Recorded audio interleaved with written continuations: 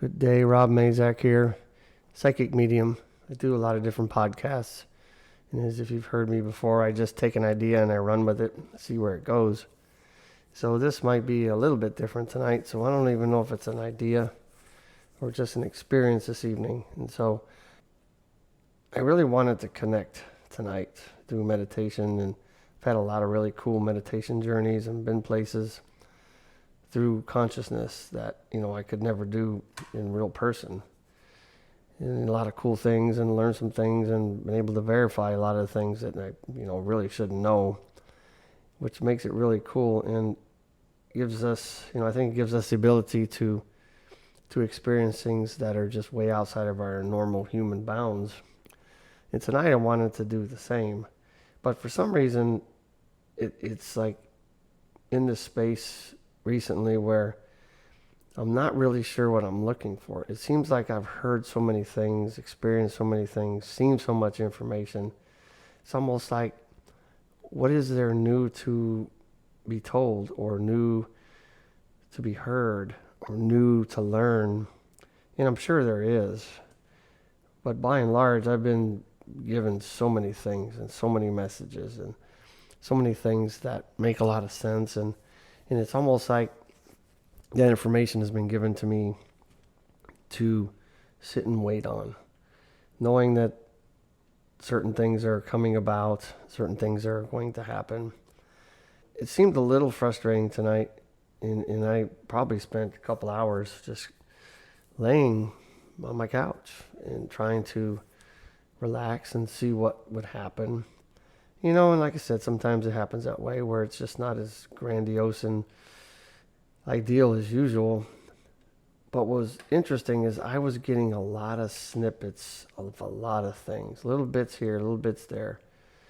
The beginning of journeys, the start of a memory, a start of information, start of a conversation with different entities.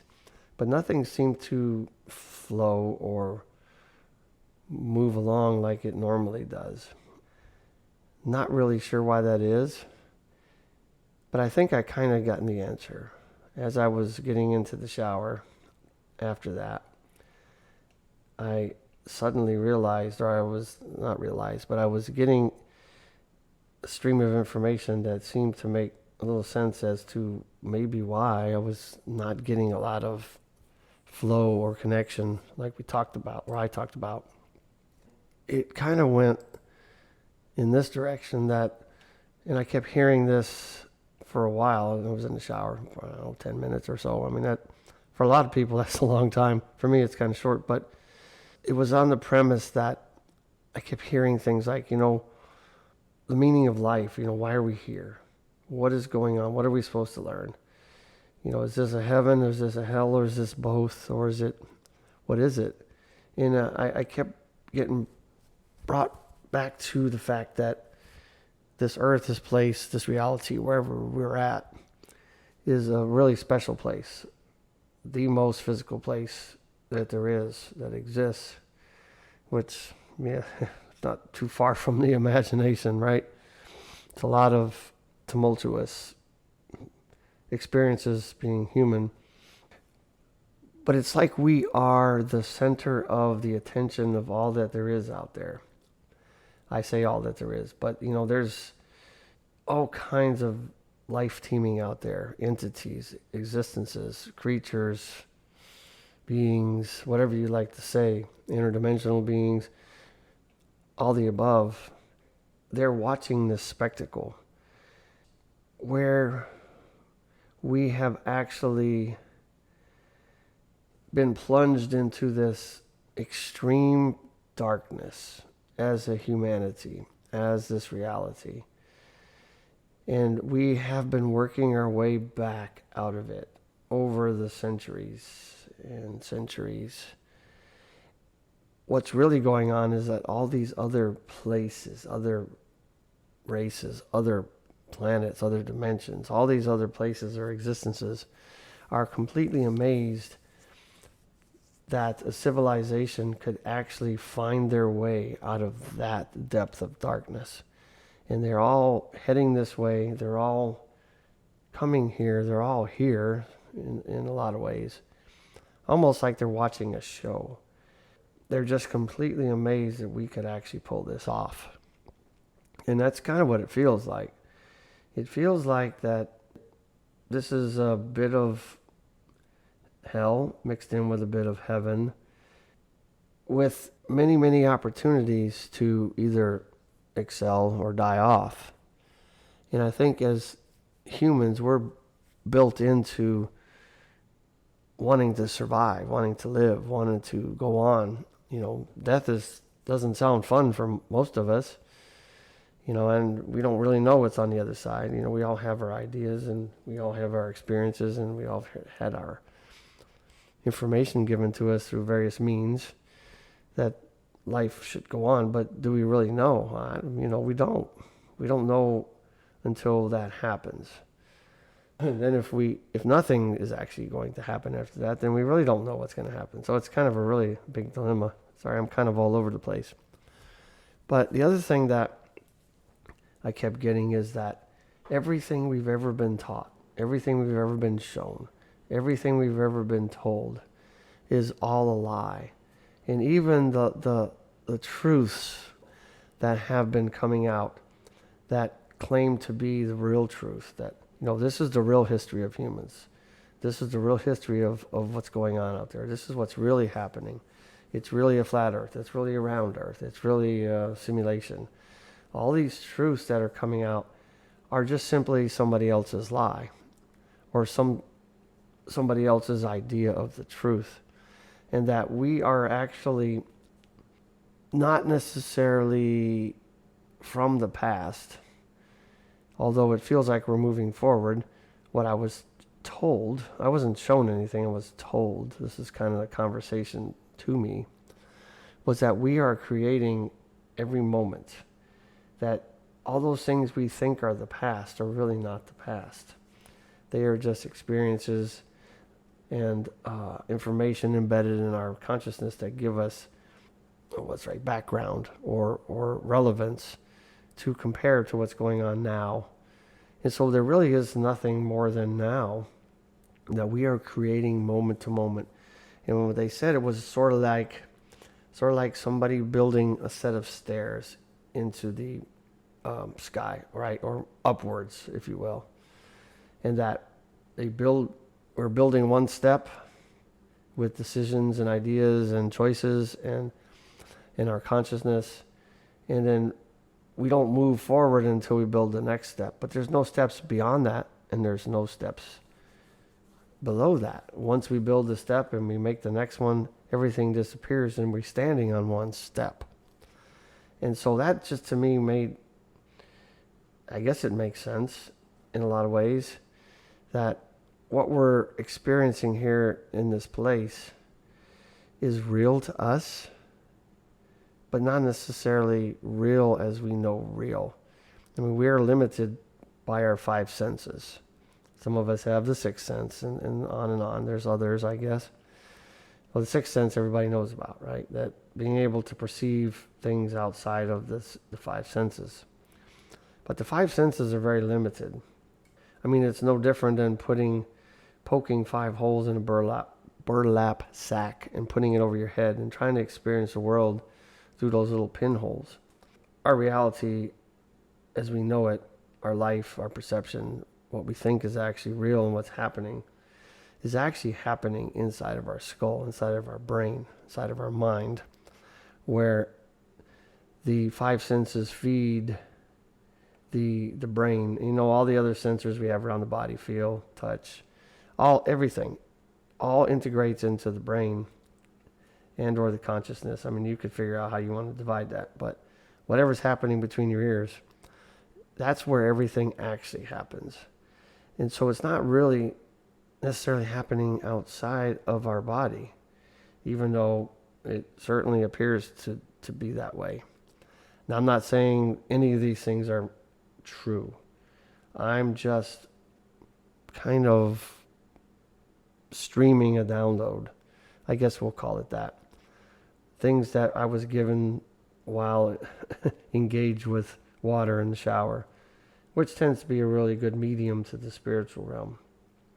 I think that was kind of my answer to the question of why I wasn't getting a lot of really in-depth messages. Because for one thing, I've been told that I've pretty much gotten everything I really need to know. Is there more to know? I'm sure there is. Is there more to experience? I'm sure there is. But for me at this point, on the step that I'm standing on, I have all that I need. I know all the things that I should know. Well, knowing is a really strange phenomenon. But what I think I know, what I've been told, what I've been shown. And so what is the point then of trying to seek out more in-depth information when the information is there for the taking? But at the same time, do we need all of it as we're building each step, as we're moving forward, as we're progressing? It's just like raising a child. Think about it. If you were to feed your newborn baby steak and potatoes and, hand them a bottle of beer, well, that's not going to work out well.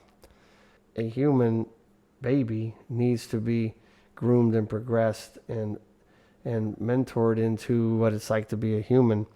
You have to start small and easy and teach them and show them, so that they can eventually have a steak and potato and a beer if they want. But I think that's the way, we'll call it the outside forces, treat us, is that they were to give us everything that we asked for, everything that we think we would like to know. Would we be able to handle it or use it, or would it even be pertinent to the step we're standing on? I doubt it. Because if everything that we know, or we think we know, or we can perceive is less than 1% of all that there is available based on the science we know now, imagine what's really out there. Can you imagine, for example, taking our own internet? The internet that we can experience is only about 1% of all that there actually is. And the internet is teeming with glorious and abundance amount of information. Yet about 99% of it is encrypted and used in other ways. Some people call it the dark web, whatever. If we could actually know all the information and see all the information on the internet, it would blow us away. We wouldn't know what to do with it. I mean, there's so much there. And it's the same with the cosmic internet, what is out there, all the possibilities and all the information. If all we're seeing is less than 1%, similar to our own internet, and even those of us that get a lot more than others, I'm not patting myself on the back, I'm just saying, imagine what that other 99% would do to our minds. It would just completely, it would be hard to digest, just like a child up with a steak and a potato. Not going to go well, right? I think my answer was that. For one thing, you have to be careful what you ask for, because you just might get it. But at the same time, sometimes we just don't need to know. Sometimes we just don't have a need to know anymore or learn things that we think we need to learn. That's just not our time, not the right place. We can have a feeling, we can have an idea. And I'm not saying that the spiritual realm withholds things from us to be mean or to be careless. I think it's because, let's just face it, if you give a human certain information in technology, even for example, what's the first thing we're going to do with it? We're going to turn that into really not such good things. With great power comes great corruption. I mean, you can just watch humanity go crazy, right? I mean, it's just amazingly bad out there right now. I don't even know if that's real either. But, I mean, all you have to do is watch the world as it's going right now. And it's just absolutely amazing, the catastrophes and the craziness that's happening out there. I shake my head every day because, as much as I've researched the alternative news, for, 20 years or so, I tell you, it never ceases to amaze me, the stuff that they are doing out there, because we don't know entirely who's pulling all them strings and in creating all this weather and directed energy and creating fires and on and on and on. I mean, I'm not going to go down that rabbit hole. And I think everybody's beginning to notice it. And they're not even trying to hide it. But the thing is, that almost makes me at least feel like much of what we are experiencing is being scripted. It is being created along with what we think is our creation. Perhaps the steps that we are taking, we're building one at a time, leaving the past ones where we can't use them anymore, and there's no more future ones to go to. We have to build the next step. We can't go back down to the steps we were on before. But there must be some type of creator, author, something of the sort that is outside of us, outside of this reality, that is driving this train, that is creating the things, the experiences that we are seeing out there. Is that actually our government being corrupt? Is it really, human beings doing all those crazy things to other human beings? And it might be. I mean, we might very well just be floating in space on a rock. Highly doubt it. However, I can't, that's not the debate tonight. Is it really humans doing things to humans? Or is it something or someone doing that to us to see how we react? Is this an experiment? Is this, the grand experiment, as I've heard through many clients in hypnosis and through Dolores Cannon's own hypnosis journey with clients, that this is like a really big experiment, a soul school, if you will, a place where we either volunteer or voluntold have arrived here in this place for either perhaps a prison sentence or a really hardcore experience that we need to have or want to have as a spirit or a soul or another entity. I don't know. All I know is that this place is quite laborious. It is quite, I guess, crazy is the way to put it. I don't know if we're meant to know everything with this human mind, even though it's as powerful as it is. Could we really handle much more than even those of us that are really dug into it do know? I don't know. It's not really sure. But I think you see where I'm going. Sometimes, no is an acceptable answer. Sometimes unanswered prayers are a good idea. I mean, you hear that all the time. I think Garth Brooks has a song, right? I know he has a song. Thank God for unanswered prayers, because sometimes the things we thought we really wanted and we prayed for and we yearned for and we worked for, and didn't get it, and we thought that we were being dissed by God or turned away by powers that be, because they hate us. When we look back, we realize that, oh my gosh, I'm so glad that woman or that man that I thought was the one and that I needed all those years ago. And you look back at that and you go, oh my God, thank goodness that you didn't allow that to happen. I think you get my point. And so I think I want to encourage everybody out there that when you're trying to meditate, sometimes it can be like that. And I don't want you to give up, because there are times when I'll go and close my eyes, lay on the couch, sit in the chair, in the shower, in this example, just boom, stuff just comes flowing in, immediately. And it's just wonderful. And it's almost like you're outside of yourself. And it is a wonderful experience. And other times it's like, why the block? Why am I not seeing or getting some grandiose experience tonight? I guess we don't always know the answers. I don't care how connected we are. None of us are God. None of us are high-level spirit living here. And we might be. But the point is that we're still in a human body, regardless of where we are, who we are, or where we come from.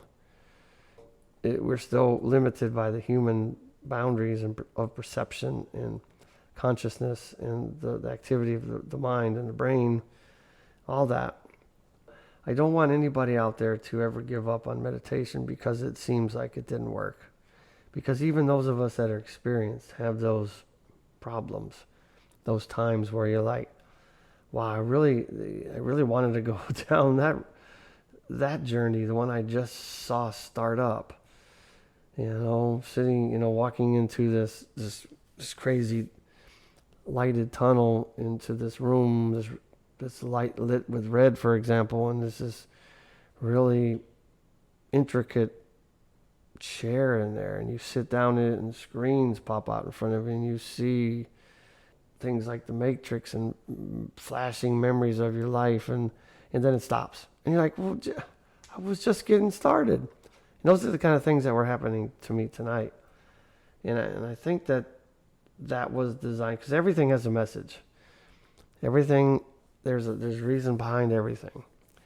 And so I think the message for me is that, is that perhaps I don't need to know anything more right now. Just to having the little snippets and the ideas, just a reminder that I can connect outside of myself. I can have these journeys and I can have these experiences, but it's not always meant for me to continue down those and learn something. I mean, apparently I'm learning something. I popped in the shower, and that's another thing, is because, we all have this idea of what meditation should look like. It should look like, I don't know, cross-legged sitting on a mountaintop smoking a pipe. Well, that's not really always the way it works. You could be driving to work or driving somewhere and just have this stream of download, or just this grandiose vision or message that pops in. And you just never know when it's going to happen sometimes. It's nice to be able to do it on purpose, and I can do it quite often and most of the time, other than tonight apparently, but that's okay. We understand that there's reasons for everything, and that's okay. But I want to encourage you guys to really give it a go and give it a try, but then also don't discount those little things that happen during the day. I don't think I could count on how many videos and messages and posts that I see out there about, I've seen 1111, I've seen 22, and all these different numbers, a sequence of numbers. I see the same red bird every day. Well, goodness gracious, and in my experience, that is your cue to stop and think about what was going on in your mind when you saw that. It is a reminder to stop, pay attention, listen, a little bit of mindfulness, right? So if you see repeating patterns, or if you see things over and over, or, just take the blinders off once in a while throughout your day, and you will notice a lot of things that you simply didn't notice. I mean, how many times have you walked through your neighborhood and looked over at the house and go, when did they build that house? And if you really did the research, it's like it's always been there. I mean, it's been there since the neighborhood was there. But you may not have never, ever noticed it. And so we all do that. I do that. You have to really purposely pay attention to what's going on, because I believe the spiritual realm is communicating with us all the time. I think it's consistent internet connection, cosmic internet connection. Sometimes we're dialed in, sometimes we're not. Even when we're sleeping, if we don't take the time during the day to do it, guess what? It's going to pop in your dreams. You need to really analyze your dreams if you remember them, because they always have meanings. Because you are going to get the message one way or the other. And once again, if you are not paying attention long enough, you will get the big spiritual hammer, and you're going to get laid up on your back where you don't have any excuse but to think and connect. Because if you're not resting, you're not sleeping, or you're not doing whatever, or you should stop doing some things, and you're not, guess what? You will get the big whamboozle. I've seen it happen time and time and time again. It's happened to me as well a few times. I don't want that anymore. Don't get me wrong. I still, I'm still human, and I still lean that way a little bit too much sometimes. But having gone through my own personal healing journey, I guess you call it, dark night of the soul, I now know when I'm being stupid. So it's easier to see it now, when it's happening. And, I won't continue to do it as long as I used to, obviously. And I can notice it and I go, well, maybe I'll just be mad for a while. But I know I'm mad. I know I'm outside of the bounds, if you will. But anyway, I just wanted to kind of throw that out at you guys and just help everybody understand that connection to the other side, outside of ourselves, is a beautiful thing. It's a wonderful thing, and we can get lots of messages. But let's not get frustrated with those sessions that don't work well, because it's okay, because even experienced people get blocked. And so keep doing it, keep trying, keep striving. And you can call it whatever you want. You don't have to call it meditation. You can call it quiet time. You can call it prayer. You can call it whatever it is. But remember also, in communication, it's a two-way street. So you can't always do the talking. Sometimes you got to shut up and listen. I mean, I have clients all the time that I'm like, I've been praying and praying and praying and praying about this certain thing. I'm like, okay, have you stopped a moment to see if you're getting the answer? Maybe if you stop talking, you'll be able to hear that you're being answered. So you get my point. I'm not bashing anybody or making fun of anybody. I'm just saying, a lot of times we forget that communication has a lot of facets, and that listening and speaking are two different things. And so we have to do both. When I go into meditation, I use it for a variety of reasons. Sometimes I want to listen, just listen, to hear what I'm going to hear.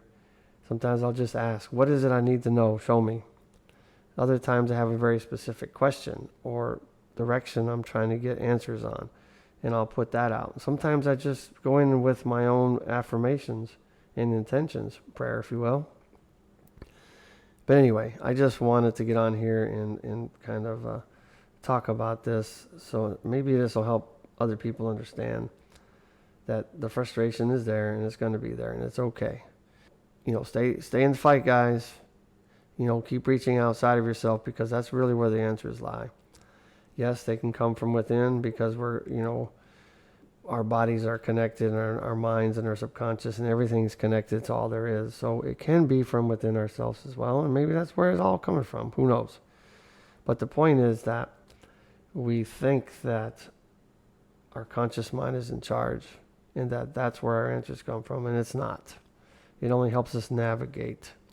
It does not really connect to the outside or outside of us like our subconscious does. Once again, stay in the fight, stay strong, live your life, and as usual, I'd like to hear from you. Reach out to me. Go to my website, lifebymazak.com, LIFEBYMAZAK.com, and find my contact page. Choose a communication method. Reach out to me. Let's collaborate. Let's talk. Let's share ideas. I look forward to hearing from you, and you will hear from me again. Talk to you soon.